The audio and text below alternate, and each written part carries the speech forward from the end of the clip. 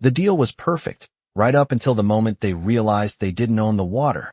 The pen clicked against polished mahogany at exactly 10:02 a.m., that hollow plastic snap echoing louder than it should have in a room full of forced smiles and expensive cologne, and I remember thinking how strange it was that something so small could mark the exact second an entire development started to collapse. Sunlight poured through the floor-to-ceiling windows, bouncing off brochures that promised exclusive lakefront living, glossy images of still water and private docks printed in colors just a little too blue to be real, and outside those same windows I could see them, the 14 cabins, lined up like they'd always belonged there, cedar siding glowing warm under a Texas morning sun, each one priced north of 800 grand, each one sold on a single promise they never actually had the right to make. I stood in the back of the room, quiet, hands in my pockets, boots still carrying a faint crunch of gravel from the shoreline I'd walked an hour earlier. The smell of lake water and damp would clinging to me in a way that didn't belong in a place filled with tailored suits and rehearsed laughter. Margaret Whitmore was at the front, of course, white blazer, perfect posture, that same polished smile she used when she talked about community vision, like it was something sacred instead of something she bent whenever it suited her. And she was already congratulating the buyers before the signatures were even dry, already acting like this was done, finished, irreversible. What she didn't know, what none of them knew, was that every single one of those cabins, every inch of decking, every picture window facing the water, depended on one detail they had completely ignored. I remember the first time I saw the place after they built it, how the air felt wrong, like something had been shifted just enough to break the balance. The quiet hum of generators replaced by the slap of waves against a shoreline they thought they owned. And I remember noticing the absence before anything else. The old marker posts my grandfather had set decades ago, gone, pulled clean out like they'd never mattered. Like history could just be erased if it got in the way of a good profit margin. They thought I'd missed it. They thought I'd come back too late, that the paperwork they pushed through while nobody was watching had sealed it, that the lake, my lake, was just another feature they could package and sell. So I didn't argue. I didn't call a lawyer. I didn't even raise my voice. I just watched. I watched them pour foundations, watched them frame walls, watched them advertise private shoreline access in bold print that practically shouted confidence. And I let them finish every last detail, because systems like this don't fail from the outside. They fail when the wrong assumption gets baked in too deep to fix. By the time I stepped into that closing room, they weren't just selling cabins anymore. They were selling certainty. And that's the kind of thing that collapses the hardest when it turns out to be built on something they never actually owned. I grew up measuring time by the sound of water against wood, not by clocks or calendars, and even now I can still hear it if I close my eyes long enough. That slow rhythmic tap against the old dock my grandfather built with his own hands back in 1978, each board cut uneven, but placed with a kind of care you do not see anymore, the kind that comes from knowing something is meant to last longer than you will. My name is Ethan Caldwell. I am 36 years old, a civil engineer by trade, which means I spend most of my days studying how things hold together and, more importantly, how they fail. And if there is one thing my grandfather taught me before he passed, it is that land does not forget who understands it. This lake was never just water to us. It was work, it was history, it was early mornings with the smell of wet soil and gasoline from an old outboard motor hanging in the air while mist rolled low across the surface like something alive. It was summers spent repairing that dock plank by plank, hammer echoing across the shoreline, while cicadas buzzed in the heat so loud it felt like the air itself was vibrating.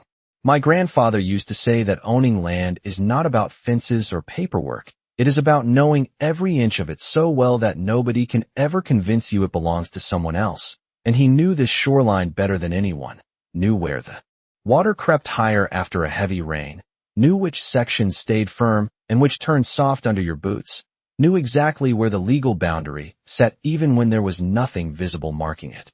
When he passed, the property came to me along with a stack of documents most people would have skimmed and forgotten, thick folders filled with surveys, permits, and handwritten notes and margins that looked messy until you realized every line meant something.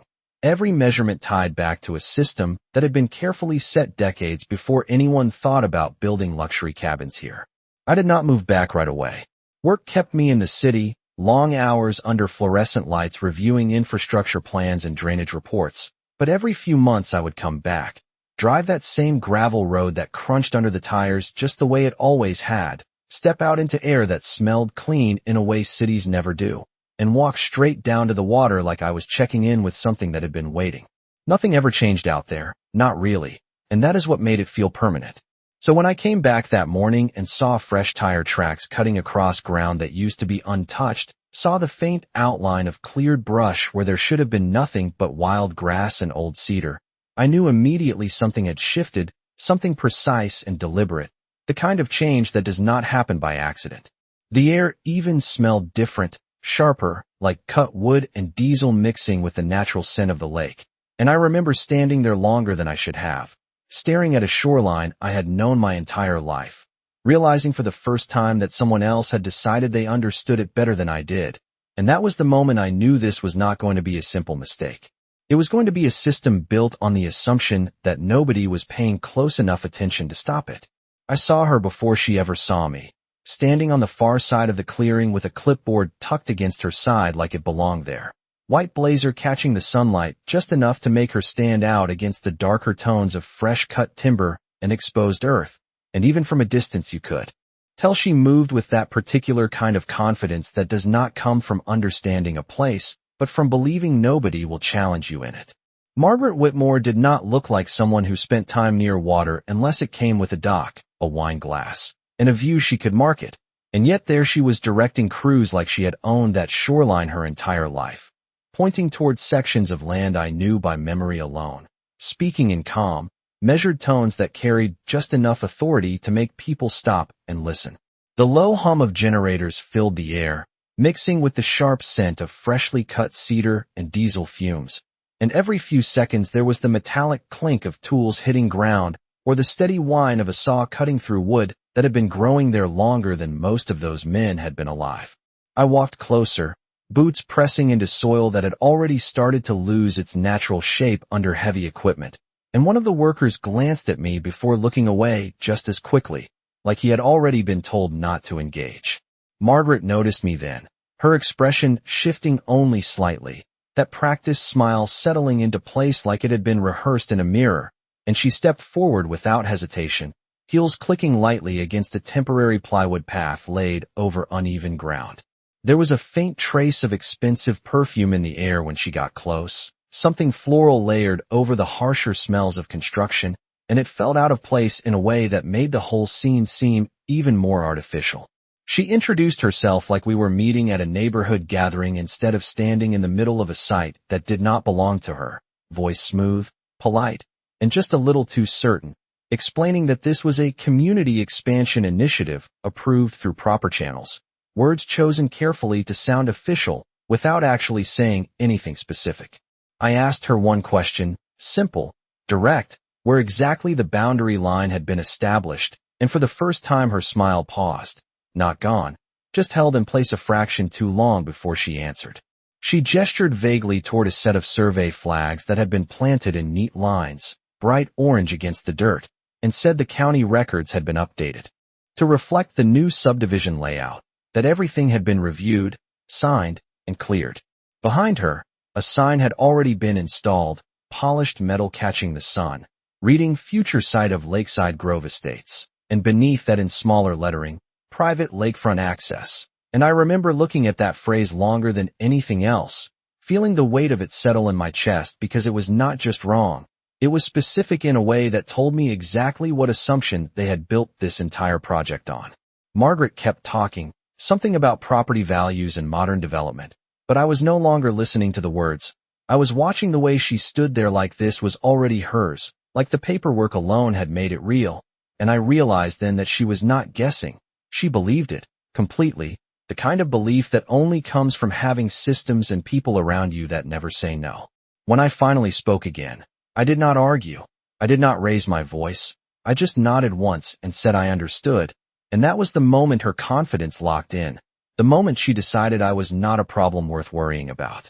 She turned back to her crew almost immediately, issuing instructions about framing timelines and material deliveries, and within seconds it was like I had never been there at all, just another passerby on land she had already claimed in her mind. And as I stood there watching the first cabin walls go up, hearing the steady rhythm of hammers driving nails into place, I realized that everything she was building depended on one detail she had never actually verified, and the certainty in her voice told me she was never going to check. The first wall went up 3 days after that conversation, and the sound of nail guns started replacing the quiet that used to define that stretch of shoreline. Sharp mechanical bursts echoing across the water in a rhythm that felt too fast, too permanent, like something being decided without permission, and every time I drove past after that I could see more of it taking shape, frames rising where there used to be open space, stacks of lumber organized with a kind of precision that told me this was not temporary, this was planned down to the inch. By the end of the second week, there were already 4 structures standing, skeletal but unmistakable, angled perfectly to face the lake like they had been positioned by someone who understood exactly what buyers wanted to see, and every one of them sat just far enough back to look compliant while still promising that view, that access, that illusion of ownership over something they did not control. The air stayed thick with the smell of cut wood and hot machinery, and even from the road I could hear generators humming constantly, a low electrical buzz that never quite stopped, like the land itself was being forced into a new pattern it had not agreed to. I walked the edge of the property again one evening, boots sinking slightly into soil that had been disturbed too many times in too short a span, and I could feel it underfoot, that subtle shift where ground stops behaving the way it always has, where it starts reacting to weight differently, absorbing it wrong. And it reminded me of job sites I had inspected before where shortcuts were taken because nobody expected anyone to look closely enough to notice.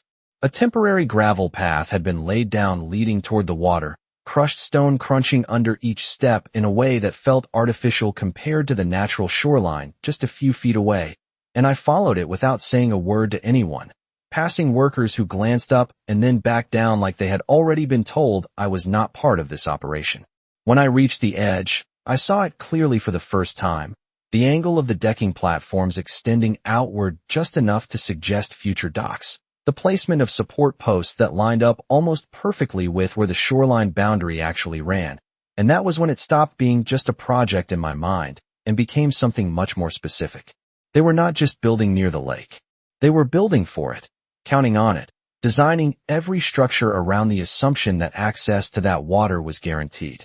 I could hear laughter behind me as Margaret's voice carried across the site, light, confident, talking about timelines and early buyer interest like this was already a success. And there was a moment where I could have turned around, could have stopped it right there, could have forced the conversation before anything else went up, but I did not. Instead, I stood there a few seconds longer, watching the light reflect off the surface of the lake in slow shifting patterns, hearing that familiar soft slap of water against the shore that had not changed no matter what they built around it. And I realized something that settled everything into place. They had already committed too much to back out. Every nail, every beam, every brochure they were printing turned this into something bigger, something harder to undo the longer it went on. And that is when the decision became clear. I was not going to interrupt them. I was not going to correct them. I was going to let them keep going. Let them build exactly what they believed they owned, because the deeper they went, the more certain they became, and certainty like that has a way of collapsing all at once when it finally meets something it cannot ignore. I did try once, not to stop them, but to see how deep the illusion really went, and it happened about 3 weeks in when the 5th cabin had its roof framed and the place started to look less like a construction site and more like something people could imagine living in. And I remember walking into the temporary sales trailer they had set up near the entrance, the air inside thick with that artificial cool from a portable unit humming in the corner, carrying the faint smell of fresh carpet, and printed brochures stacked neatly on a polished desk. A young agent greeted me with the kind of rehearsed enthusiasm you hear in every new development pitch, asking if I was interested in purchasing or just looking, and I told him I had a few questions about the lake access, keeping my voice even, neutral, the way you do when you are not trying to reveal anything yet. He launched straight into it without hesitation, pointing to a large display board mounted on the wall, a clean, colorful layout showing each cabin positioned along the shoreline with arrows and labels that all led back to the same phrase, private lakefront access. And he explained it like it was the centerpiece of the entire project, something guaranteed, something already secured through proper approvals and zoning adjustments. I asked him where exactly that access was defined, what document established it, and for a moment he paused, just a fraction of a second, before redirecting to something more general, mentioning HOA rights, shared amenities, and community planning, words that sounded official but did not answer the question. That was when Margaret stepped in, appearing beside him like she had been listening the whole time, her expression composed, that same confident smile in place, and she took over the conversation with a tone that was both polite and final. She said everything had been reviewed at the county level, that the development met all requirements, that buyers would have full use of the lake as part of the community design, and then she looked directly at me and asked if I had any concerns that needed to be addressed through the appropriate channels. There was something in the way she said it, not aggressive, not dismissive, just certain, like the system was already on her side, and any question I asked would simply be processed and absorbed without changing anything. I told her I just wanted to understand how access was being handled, and she nodded once, slow, measured, and said it was all clearly outlined in the development plan, that nothing had been overlooked.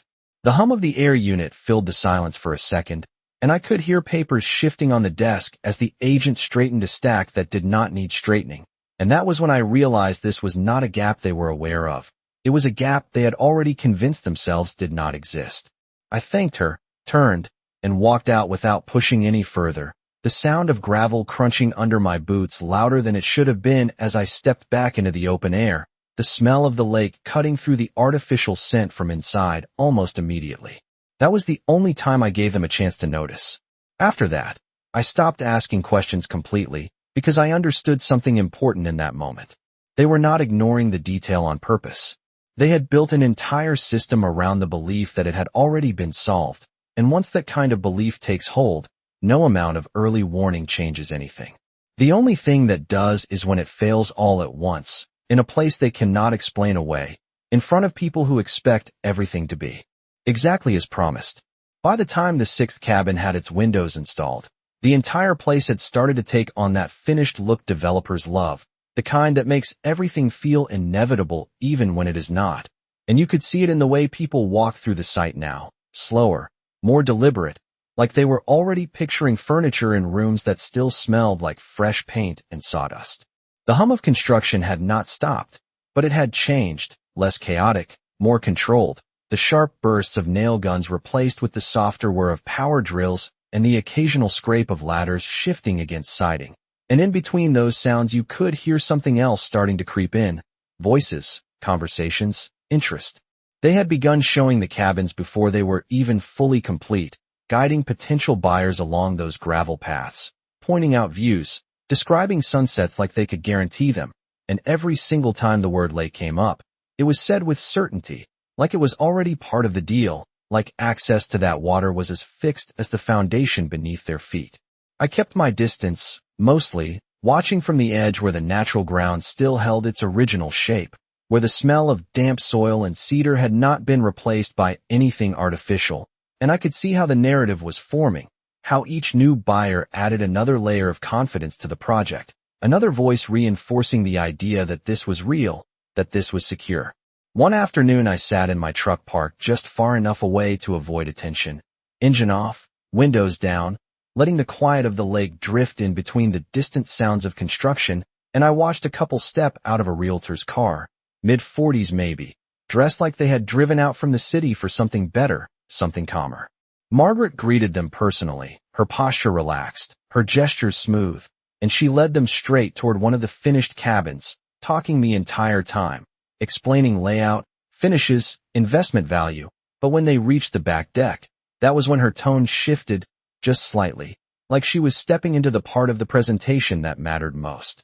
She gestured toward the water, sunlight catching the surface in slow-moving reflections, and I could not hear every word from where I sat, but I did not need to, because I had already heard it before. Private. Exclusive. Access. The couple leaned forward, looking out over the shoreline, nodding, asking questions, and Margaret answered without hesitation. Every response clean, confident, final.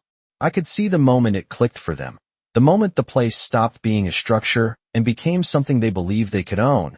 Not just the cabin, but the experience tied to it. The water, the quiet, the idea of stepping out onto a dock that did not exist yet, but felt guaranteed. I remember the way the man ran his hand along the railing, testing it like he was already evaluating something he planned to buy. And the woman smiled, small but certain, the kind of expression people have when they think they have found exactly what they were looking for. That was when I understood how far this had already gone. It was not just construction anymore. It was commitment.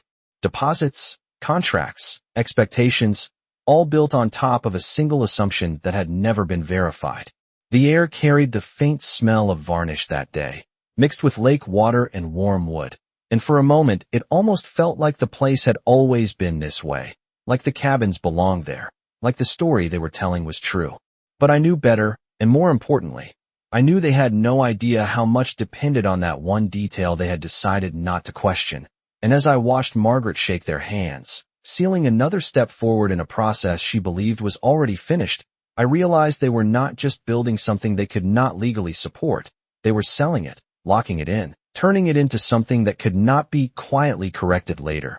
And that meant when it finally surfaced, it would not be a conversation. It would be a collapse they could not control. The first real crack did not come from anything they built. It came from something they removed. And I almost missed it if I had not walked the shoreline the way I always did, slow, deliberate, following the same path my grandfather had taken for decades, letting my boots find the familiar dips and rises in the ground without needing to look down.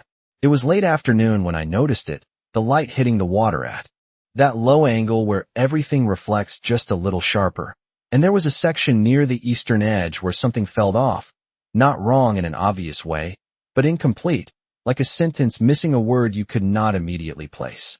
I stopped there longer than usual, listening to the water move against the bank, that steady, quiet rhythm that had never changed, and I realized what was missing was not the land itself. It was the markers, the old iron stakes my grandfather had driven into the ground to define the shoreline easement line, each one placed with precision. Each one tied back to a survey that had been recorded long before any of these people ever thought about building here. They were gone, not broken, not shifted, just gone, pulled clean out and replaced with nothing but smooth, disturbed soil that looked like it had been raked over to hide the fact that anything had ever been there at all. I crouched down and ran my hand across the ground, feeling the texture change where the original surface had been disturbed, the dirt looser, less compact, still holding a faint warmth from the day's heat. And for a moment the only sound was the soft movement of water and the distant hum of activity from the construction site behind me. That was when it clicked, not as a suspicion, but as something exact, something I could map out in my head with the same clarity I used when reviewing engineering plans. They had not just ignored the boundary. They had removed the visible evidence of it, assuming that without markers, without anything obvious, the line itself would somehow stop existing. I stood up slowly and looked back toward the cabins, now nearly complete, siding finished, windows reflecting the lake like mirrors, and I could see how perfectly they had aligned everything, how intentional the layout was, each structure positioned to maximize that view, each deck angled toward water they believed was part of what they were selling. The air carried the faint scent of varnish and lake water mixed together, and in the distance I could hear laughter again. Another group being shown through the property, another set of expectations being built on top of the same assumption. I did not feel surprised. I felt something closer to confirmation, like a missing piece sliding into place in a system I already understood. The markers had never been the boundary. They were just the visible reminder of something that existed on paper, in records, in measurements that did not disappear just because someone decided to pull metal out of the ground. That was the moment the entire structure of what they had done became clear, not just the physical construction, but the legal framework they thought they had secured, and more importantly, the one thing they had not accounted for. They believed control of the land meant control of the shoreline. They believed removing the signs meant removing the restriction.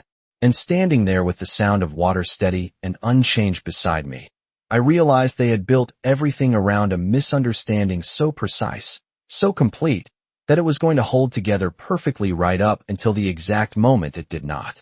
I did not go back to the construction site after that, not right away, because at that point there was nothing left to confirm out there. Everything I needed was already in place, just not where they were looking, and I knew exactly where to find it.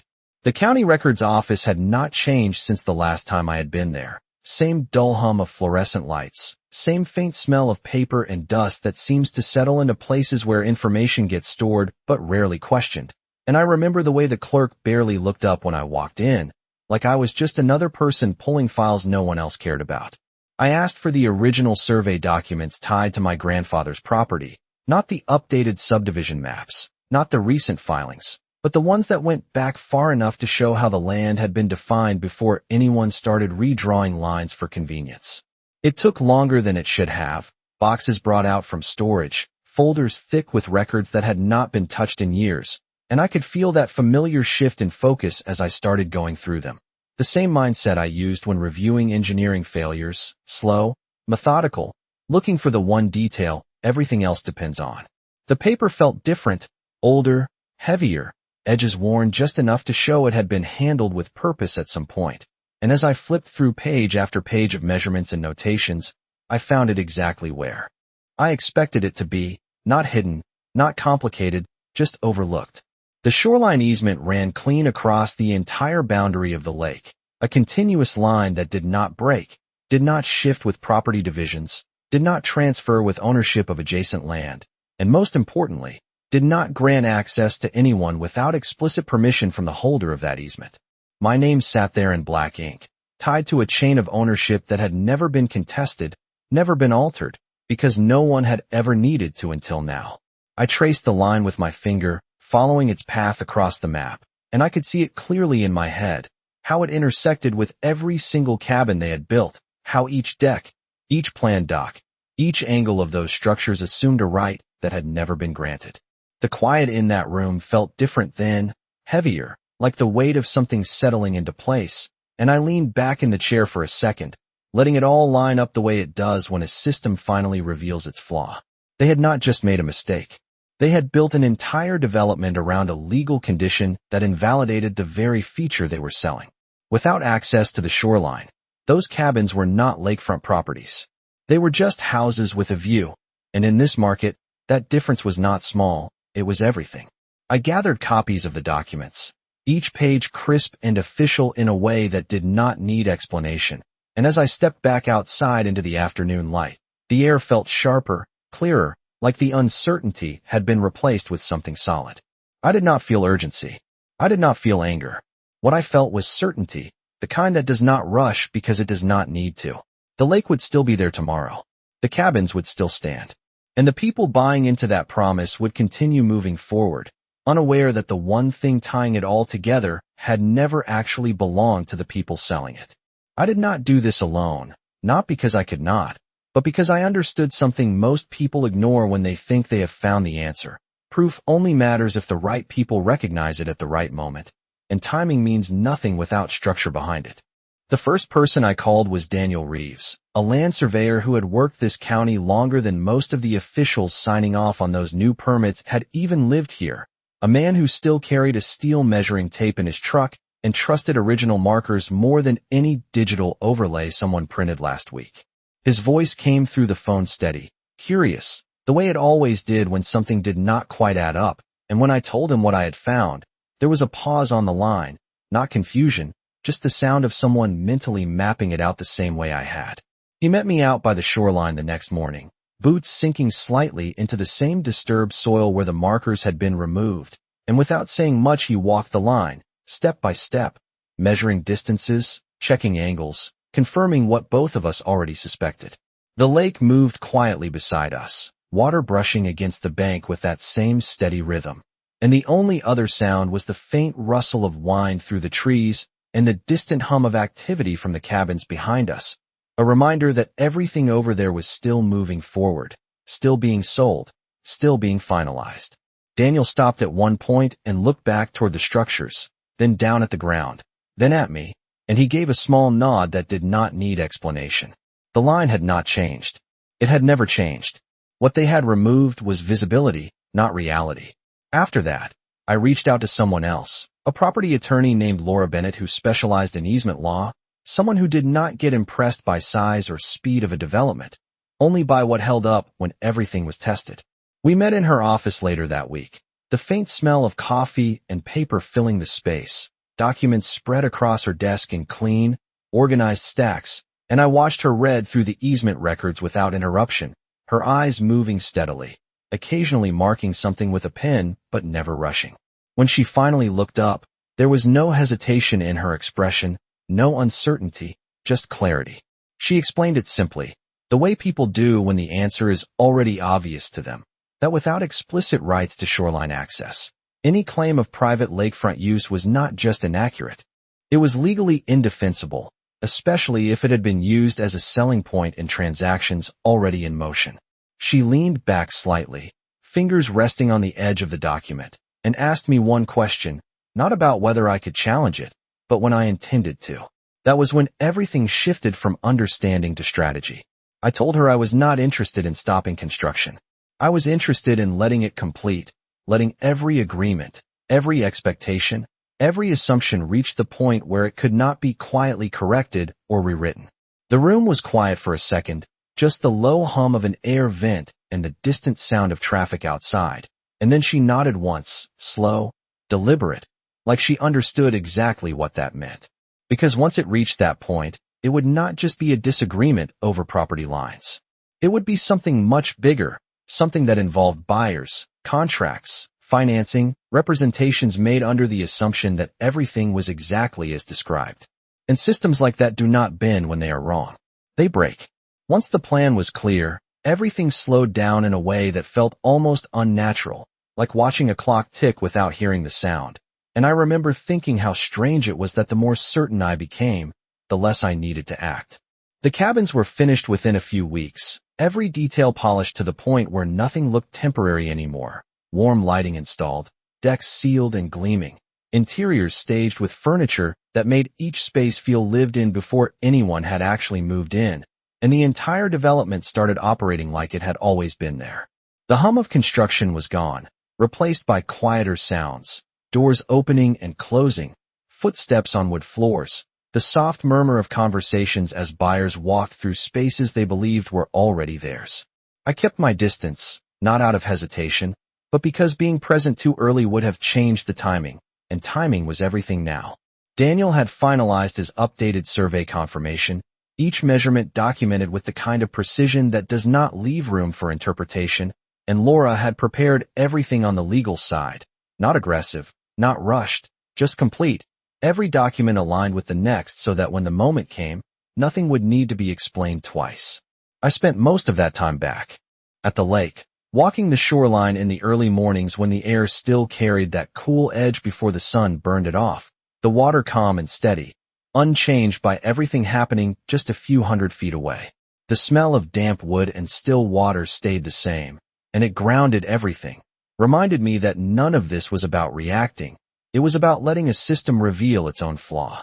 By the time they started scheduling final closings, the energy shifted again, more focused, more serious, less about selling and more about completing, paperwork finalized, financing confirmed, expectations locked in.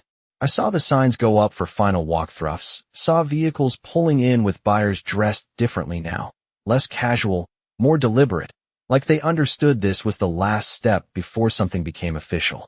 Margaret moved through it all with the same confidence she had from the beginning, if anything stronger now, because everything around her reinforced the belief that this had worked, that every decision she made had been correct. I watched one of the final walkthroughs from a distance, the late afternoon light reflecting off the lake behind the cabins, turning the surface into a shifting mirror that made the entire place look even more valuable than it already did, and I could see the way the buyers responded to it. The way they lingered on the decks, the way they looked out toward the water like they were already imagining themselves there. That was the moment I knew it had reached the point it needed to reach. Every assumption had been accepted. Every promise had been internalized. There was nothing left for them to question because nothing had challenged it yet. That is when the plan moved from waiting to precise timing. Closing day had been set, contracts ready, funds prepared to transfer, signatures waiting to turn everything from expectation into ownership, and I knew exactly when I would step in. Not before. Not during construction. Not during the first sale. At the exact moment when everything depended on being true, when there was no room left to adjust the story. Because that is when the difference between belief and reality stops being abstract and becomes something immediate, something no one in that room could ignore or explain away. The room was quieter than I expected, not silent, but controlled, the kind of quiet that comes when everything is supposed to be final, when conversations drop into lower tones, and every movement feels measured because people know they are about to commit to something that cannot be easily undone. I stepped in at 10:02 a.m., right as the first set of documents had been placed on the table, the faint scent of polished wood and fresh paper mixing with the sharper edge of coffee that had gone slightly cold, and no one noticed me at first because they were focused on the process, on signatures, on numbers that were about to move from one account to another. Margaret stood near the head of the table, composed as always, guiding the conversation with that same steady confidence, explaining final steps, timelines, reassuring the buyers that everything was in order, that what they were about to sign reflected exactly what had been promised. The buyers sat across from her, attentive, slightly tense in that way people get when they are about to make a major purchase, hands resting on documents, eyes moving between pages and the people in the room, trusting the system around them to hold everything together. I took a few steps forward then, the sound of my boots against the floor just enough to shift attention, just enough to create that small pause where people look up without fully understanding why. Margaret saw me first, her expression changing for the briefest moment, not alarm, just recognition, and then the smile returned, controlled, professional, like this was just another minor interruption that would resolve itself quickly. She asked if there was something I needed, her tone polite but edged with the assumption that whatever it was, it would not matter. I did not answer right away. Instead, I set the folder on the table, the same documents I had reviewed in that quiet office now resting between contracts that depended on them not existing. The sound it made was soft, almost insignificant, but it was enough to draw attention, enough to shift focus away from the signing process and towards something none of them had planned for. I opened it slowly, not for effect, but because there was no reason to rush, and I turned it so that it faced the buyers, not Margaret, because they were the ones who needed to understand it first. The room stayed quiet, but it was a different kind of quiet now, heavier, waiting. I explained it simply, the same way Laura had explained it to me. No emotion, no accusation, just fact. The shoreline easement, the continuous boundary, the requirement for explicit access rights that had never been granted, and as I spoke, I could see the shift happen, not all at once, but in stages, the way understanding moves through a room when something fundamental changes. One of the buyers leaned forward, reading the document more closely. Another looked up toward Margaret, confusion replacing certainty, and Margaret herself did not interrupt, which told me everything I needed to know. She was processing it, trying to find the part of the system that would correct this, the explanation that would restore control, but there was none. I heard the faint sound of a chair moving as someone adjusted their position, the subtle rustle of paper as hands that had been steady a moment ago started to hesitate, and then one of the buyers asked the question that could not be avoided, asking how lake access was being guaranteed if this document was accurate. That was the moment everything shifted completely, because the answer was no longer about confidence or presentation. It was about reality, and reality does not adjust itself to match what was promised. No one answered him right away, and that silence stretched just long enough to become something heavier than confusion, something that settled into the room like a weight nobody had prepared to carry, and I could hear it in the small sounds that followed, the subtle shift of papers being moved without purpose, the quiet scrape of a chair as someone adjusted their position, the faint exhale of someone realizing they were no longer certain about what they were sitting in front of. Margaret's expression held for a moment longer than it should have, that practiced composure still in place, but no longer anchored to anything solid. And when she finally spoke, her voice was measured, careful, explaining that all development approvals had been properly secured, that access had been accounted for within the broader framework of the community plan. But the words felt different now, less definitive, like they were searching for something to attach themselves to that was no longer there. One of the buyers turned the document slightly, reading more closely, tracing the line on the map the same. way I had, and I could see the moment it clicked for him, the moment the idea of ownership separated from the reality of access, and he leaned back just slightly, not dramatic, just enough to create distance between himself and the papers in front of him. The air in the room felt tighter then, like the space itself had narrowed, and someone at the far end of the table spoke quietly, asking whether this meant the properties did not include guaranteed access to the lake, and this time the question did not hang unanswered, it forced clarity. Laura spoke then, calm, direct, explaining that without explicit easement rights tied to each property or a legally binding access agreement from the easement holder, any representation of private shoreline use could not be enforced, and she said it in a way that did not accuse, did not escalate, but made it impossible to misunderstand. The word enforce seemed to settle deeper than anything else, because it shifted everything from what was promised to what could actually be delivered, and I watched as the room adjusted to that difference in real time. A phone buzzed briefly on the table before being silenced. Someone else flipped through their copy of the agreement faster now, scanning for language that might change what they were hearing, but it was not there. Margaret's posture changed, not dramatically, just a slight shift in how she held herself, and I could see the calculation happening, the search for a path forward that would preserve the structure she had built, but every option depended on something that did not exist.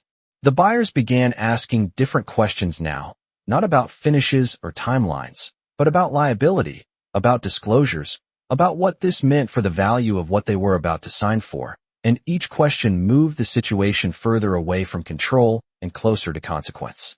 The closing agent, who had been silent until then, cleared his throat softly and began reviewing the documents again with a different level of attention, slower, more deliberate, and that was when the process itself started to hesitate. Nothing had been signed yet, nothing had been finalized, and suddenly that mattered more than anything. The certainty that had filled the room when I walked in had been replaced by something else entirely, not chaos, not panic, just the steady realization that the foundation of the agreement had changed, and without that foundation, everything built on top of it could not move forward the way it was supposed to. No one signed anything that day, and the absence of that single action changed everything in a way that did not need to be announced. It just settled into place as the meeting unraveled quietly, professionally, with the kind of controlled language people use when they realize they are stepping away from something that no longer holds. The closing agent gathered the documents slowly, stacking them with more care than before, like the order might still matter even though the outcome had shifted, and one by one the buyers stood, not in a rush, not in anger, just with that measured hesitation that comes when certainty has been replaced with something they cannot ignore. Margaret stayed where she was for a moment longer, her posture still composed but no longer anchored by confidence, and I could see the calculation continuing behind her expression, the effort to rebuild something out of what had just collapsed. But there are moments where systems do not give you time to recover, where once a flaw is exposed, everything connected to it starts to separate on its own.